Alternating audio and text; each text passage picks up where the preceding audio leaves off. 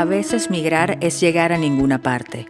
Tras la crisis económica de Venezuela, José Gregorio Sánchez y Eliezer Antonio Hernández migraron a Colombia. Meses después, desaparecieron en trochas colombo-venezolanas. Dicen los testigos que fueron capturados por grupos armados irregulares. José Gregorio en 2018 y Eliezer en 2021. Ambos son víctimas de desapariciones forzadas transfronterizas. Este es el episodio Las Trochas, el primero de la serie de La Gran Aldea, Que aparezca mi muchacho.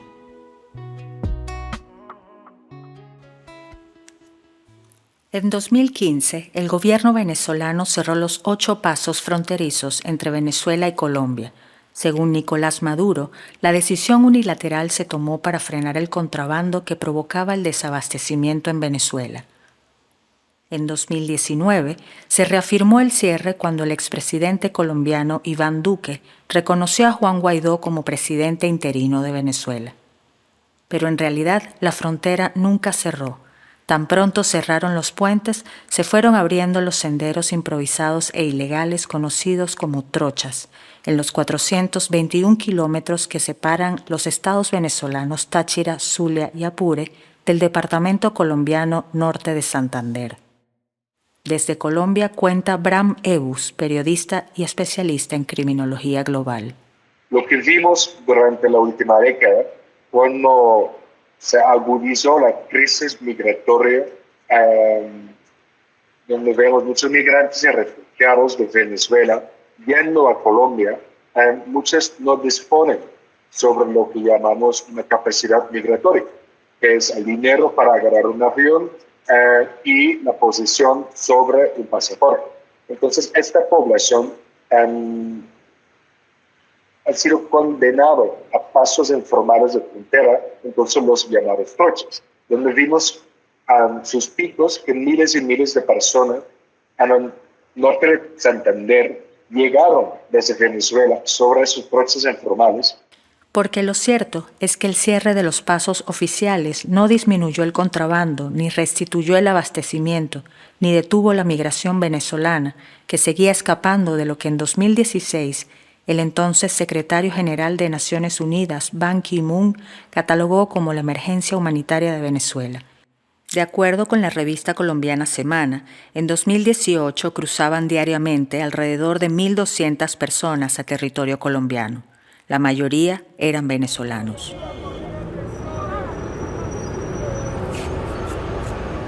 En enero de 2018, José Gregorio Sánchez Vidal fue uno de los que llegó a Cúcuta, capital del norte de Santander, para trabajar como buhonero y taxista. El sábado 8 de septiembre de 2018, Cheo, como lo llama su familia, desapareció. Un conocido que pidió no revelar su nombre lo vio por última vez. Yo lo vi a él que lo llevaba al carón de migración, una parte aquí que lo llaman Berlina. Incluso él me sacó la mano, yo le saqué la mano. Ese fue el último día que yo lo vi. Fue entre las 10 y 11:30 de la mañana. No era la primera vez que Migración Colombia se llevaba a Cheo, pero sí fue la primera y última vez que dejó una foto en la que se le ve de pie en el camión, vestido con franela blanca y mangas azules y pantalón claro. En la foto no se ve que tenía 25 años, pero sí que tenía buena condición física. Lo que pasó después lo contaron 2 muchachos cristianos al conocido de Cheo. Yo me llegué hasta Ventura Plaza, donde estaban trabajando los muchachos. Los 2 muchachos cristianos que soltaron, más los que estaban, un muchacho que trabajan con él ahí también, que trabajan ahí, que fue que me escribió. Uno de ellos se me acercó, no tengo el nombre de ellos, no me recuerdo, yo no me acuerdo el nombre de ellos, no los vi más nunca de ese día, yo no los vi más nunca. Simplemente que me dijeron que a ellos los agarró un grupo armado. Que ellos, como llevaban Biblia, le dijeron, no, ellos 2 no, ustedes se van, ustedes se quedan. Cuando ellos voltearon hacia atrás, supuestamente que le estaban pegándole. Y después cuando ellos estaban saliendo ya a la calle, ellos voltearon a ver por segunda vez y ellos ya se los llevaban por un camino. De acuerdo con la denuncia de septiembre de 2018 que reposa ante el Cuerpo de Investigaciones Científicas Penales y Criminalísticas de Venezuela, ese camino por donde el grupo armado se llevó a Cheo está ubicado en el sector El Escobal, Colombia. Él y los cristianos llegaron ahí una vez que el camión de migración los dejó en Ureña, estado Táchira, y emprendieran el regreso a territorio colombiano a través de una trocha.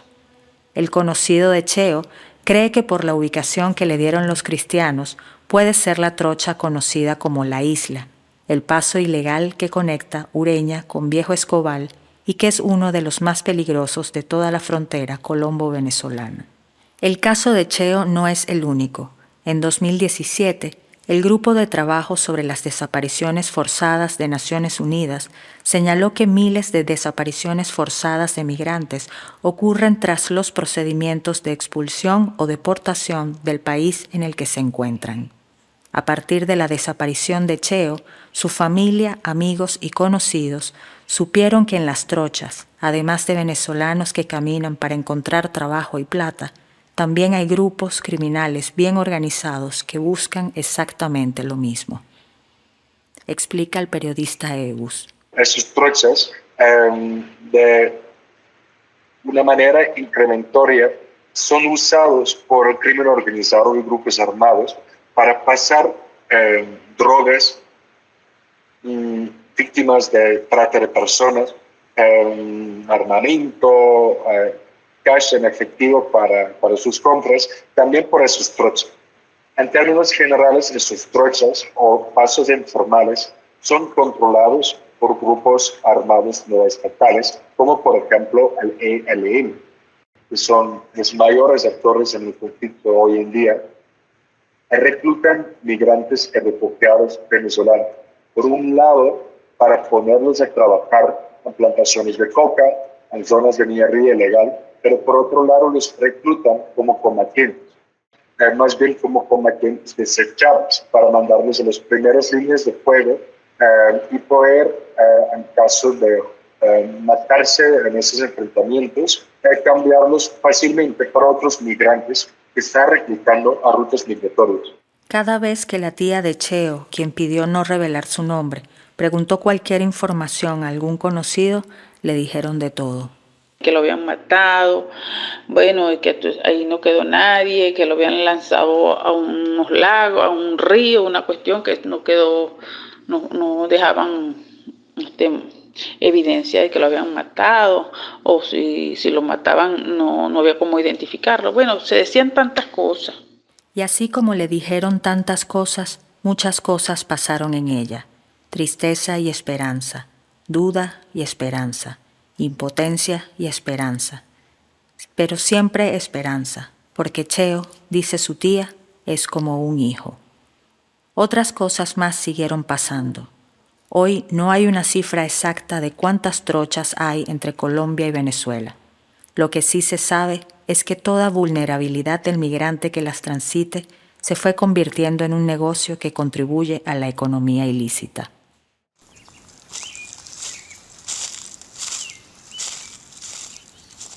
Tres años después de la desaparición de Cheo, ocurrió la del barbero de 27 años Eliezer Antonio Hernández. Fue minutos después de las 9 de la mañana del domingo 17 de octubre de 2021 y justo antes de cruzar la trocha El Platanal, la misma por la cual caminó el dirigente opositor Leopoldo López en 2020, escoltado por el ejército colombiano. Eliezer iría a Venezuela porque ese día murió su mamá. Ya había pagado su boleto del autobús y llevaba dinero para los llamados puntos de control, que son los puntos de extorsión por persona para cruzar los tramos de las trochas. Estos puntos son controlados por grupos irregulares colombianos o por la Guardia Nacional venezolana. Antes de desaparecer, Eliezer llamó a su hermana, quien pidió omitir su nombre y llamaremos Rosa. Él le dijo que solo faltaban 3 personas para cruzar hasta San Antonio del Táchira. Desde allí seguiría hasta el estado Cojedes de Venezuela para llegar al funeral de su mamá. Eliezer también le dijo a Rosa que la llamaría a eso de las 4:30 de la tarde, cuando estuviese cerca de la casa, pero nunca lo hizo. Alrededor de las 9 de la noche, Rosa logró comunicarse con la pareja de Eliezer para ese momento. Ella me dice que Eliezer estaba en el terminal eso como a las 9:30 de la mañana, en el momento que yo tranqué la llamada, Llegaron dos sujetos en una motocicleta y se bajó uno de ellos y le dice a Eliezer: mira tú, ¿cómo te llamas? Necesito hacerte unas preguntas, quiero que me acompañe. Eliezer le dijo que no lo conocía, que hablara, que qué pregunta tenía que responderle, y él le dijo que no hiciera las cosas tan presumidas, que se montara en la moto por las buenas. O él no quiso montarse y lo jalaron en el brazo. Cuando lo jalaron en el brazo, lo montaron en la moto con la misma franela que Eliezer llevaba puesto, le taparon su cara. Ella dice que después que le taparon la cabeza, el muchacho se le montó atrás en la moto y arrancaron hacia adelante, que a 10 metros de esa esquina estaban varias motocicletas con personas armadas, con armas largas, y se le fueron atrás a la moto. Ella dice que pudiera haber sido la guerrilla, como también pudiera haber sido los paramilitares o los paracos. Ella decía que eran personas armadas de allí, de esa zona. Se lo llevaron trocha adentro, después de 3 años en Cúcuta.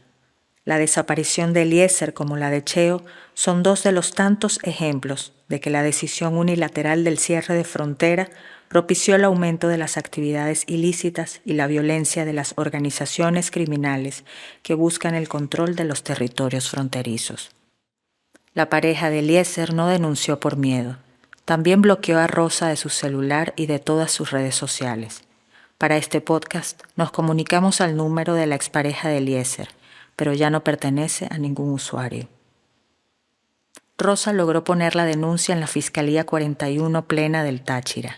Allí, y en donde sea, declara que su hermano tiene un tatuaje en el antebrazo derecho que dice Samara, y en el otro, el izquierdo, que dice Abraham, los nombres de sus hijos.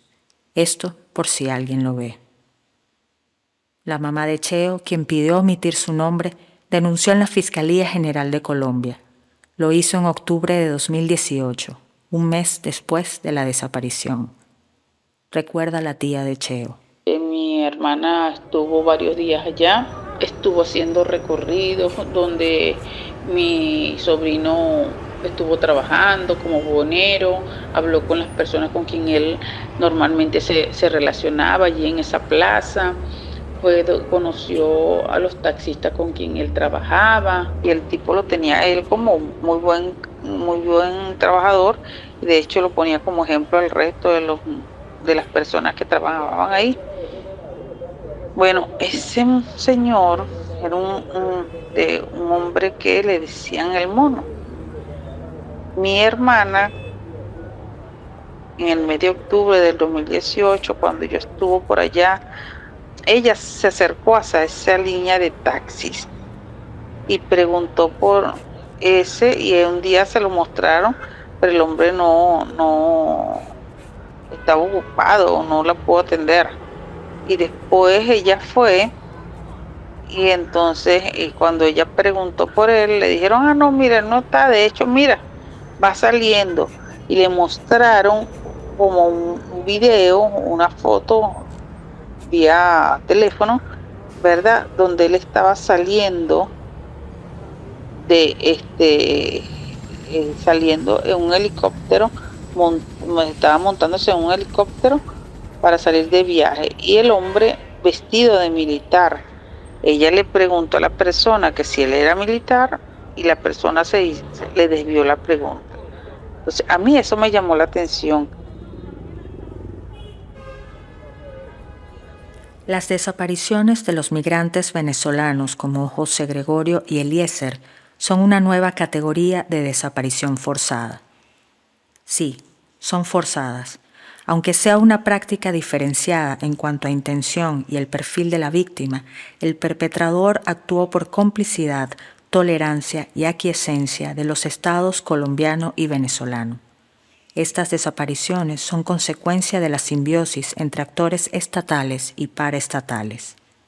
Agrega la doctoranda en Derechos Humanos Sandra Milena Páez. Dentro del hecho como tal de la desaparición está la necesidad que tienen los perpetradores de que el cuerpo no se encuentre, o sea, es una práctica de ocultamiento, ahí hay una intención de ocultamiento como tal, eso la hace desaparición forzada, y también que de alguna forma dentro de la ejecución del delito como tal hay una responsabilidad directa o indirecta por parte del Estado, ya sea por acción o por omisión.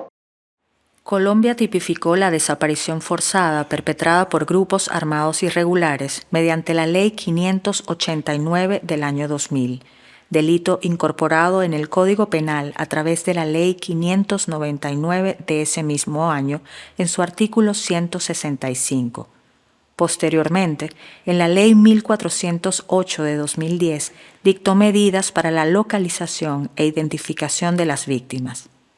Venezuela aún no sabe qué hacer con sus desaparecidos en frontera, pero pudiera ejercer jurisdicción sobre estas desapariciones al tratarse de ciudadanos venezolanos, explica una académica venezolana que pidió omitir su nombre tras la anulación de su pasaporte. De acuerdo con los principios rectores del Comité contra la Desaparición Forzada de las Naciones Unidas, es fundamental que los estados establezcan mecanismos de cooperación y cuenten con autoridades competentes para coordinar la búsqueda de desaparecidos.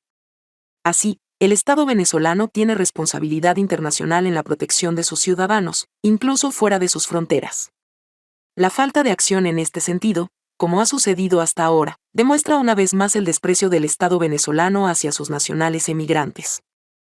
Venezuela y Colombia han padecido desapariciones transfronterizas durante décadas, pero todavía no tienen un protocolo de búsqueda binacional, pese a que las desapariciones siguen ocurriendo y los procesos judiciales involucran a ambos países. Precisa el periodista Ebus.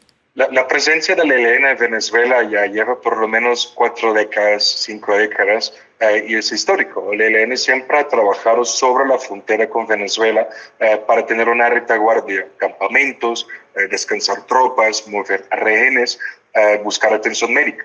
No obstante, durante los últimos 10 años vemos que cada vez más el ELN aumentó su presencia en Venezuela, sobre todo en los distritos mineros del estado Amazonas, Bolívar y del Tamapuro, pero también de una manera más notable vemos al ELN operar en Zulia, Táchira y Apure.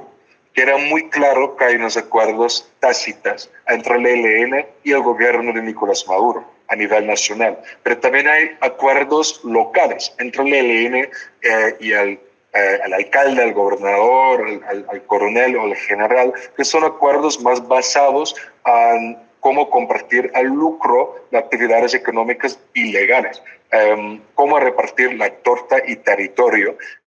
En 2020, Ebus advirtió en una publicación para la Liga contra el Silencio que no existen registros oficiales del reclutamiento forzado de venezolanos en Colombia.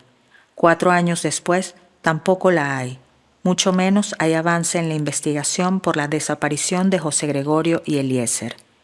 A ratos, sus familias dudan que la investigación siga en curso.